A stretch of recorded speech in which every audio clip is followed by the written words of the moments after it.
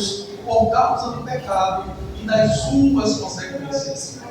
Se nós retomarmos Gênesis capítulo 3, versículos 9 e 10, nós acabamos de ler, e formos ler o contexto desse capítulo, nós vamos ver que a relação entre Deus e Adão e Eva era uma relação de intimidade, era uma relação de pai para filho.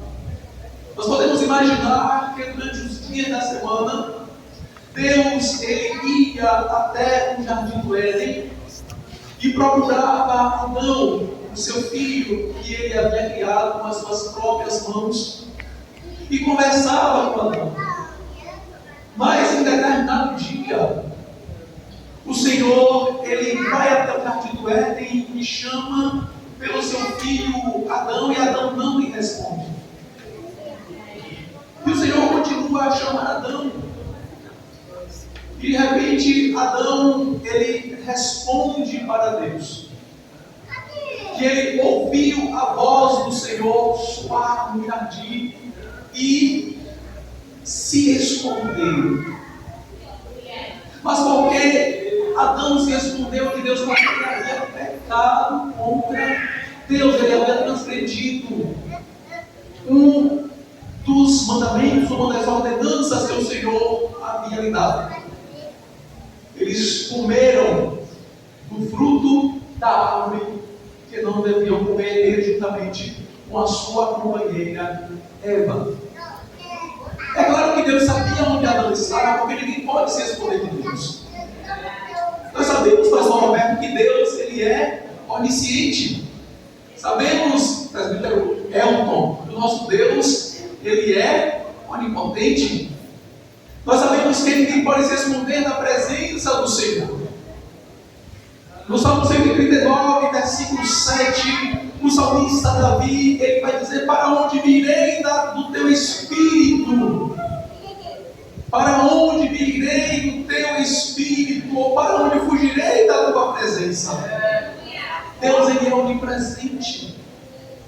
E se nós pecarmos e quisermos nos escondermos da presença de Deus, é impossível. É uma atitude errônea e até mesmo irracional, porque a presença de Deus está em todos os lugares, desde os mais altos céus até ao ponto mais profundo dos oceanos. Onde quer que eu tente se esconder de Deus, é impossível, porque lá estará o Espírito de Deus bem pertinho dele.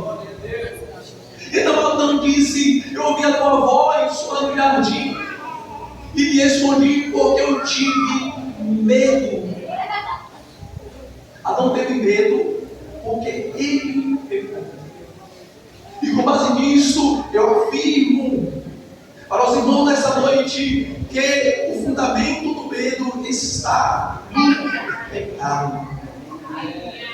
E desde então o pecado passou a fazer parte da natureza humana, com todas as suas tipologias, porque existem vários tipos de medo. Mas o medo, ele só serve para passar o homem de Deus. E só tem medo de Deus aquele que não tem. Quando nós vamos para Êxodo capítulo 20, nós vamos ver que Deus ele dá os 10 mandamentos para o seu povo. Gênesis capítulo 20, a partir do versículo 2, o Senhor começa a descrever para o povo de Israel, que estava junto ao pé do monte Sinai, os 10 mandamentos. Mas quando nós chegamos ali no capítulo 18, versículos 18, versículo 19, nós vamos ver que o povo ele pede a Moisés para que Moisés seja o interlocutor entre ele e Deus. Eles não queriam falar diretamente com Deus, eles não queriam ouvir Deus falar diretamente com eles. Porque Deus é poderoso e apareceu de uma maneira poderosa. E eles tiveram medo. Então eles chamam Moisés e dizem: olha, Moisés, não fale você, não fale Deus conosco, fale você conosco, você ouve o que Deus tem para nos dizer, e você vem e fala conosco. Eles tinham medo de Deus, o povo de Deus teve medo dele. Aquele povo que teve experiências tão ricas com Deus desde a saída do Egito. Deus tirou aquele povo do Egito ao enviar várias pragas ali contra aquela nação. Deus abriu o mar vermelho. Aquele povo viu Deus destruir a Faraó e o seu exército, o exército de Faraó no mar vermelho. Aquele povo foi guiado por Deus durante um dia. Alguém já procurou você para pedir que você orasse por ela? Uma pessoa já te procurou para você orar por ela? Porque você é Deus.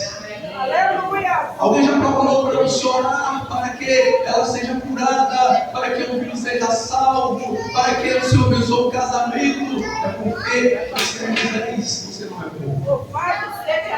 E nós devemos ser Moisés de Deus naquela terra.